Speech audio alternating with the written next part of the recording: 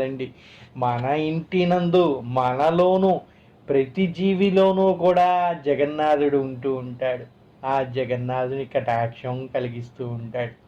అటువంటి జగన్నాథుడు ఏమి చెబుతున్నాడయ్యా అంటే, దేవుడి మీద భక్తిని మీరుంచండి, మిమ్మల్ని రక్షించే బాధ్యత నాది, మిమ్మల్ని అనుగ్రహించే బాధ్యత నాది, మిమ్మల్ని నడిపించే బాధ్యత నాది అంటూ ఉంటాడంట జగన్నాథుడు. అంతే కదండి. అర్జునుడు ఏమి చేశాడు? కేవలం కృష్ణుని మీద భక్తితో ఆయన మీద నమ్మకాన్ని ఉంచాడు. అటువంటి అర్జునుడికి కురుక్షేత్ర సంగ్రామాన్నే విజయంగా అందించాడు. మరి అది శ్రీకృష్ణుడి యొక్క లీల.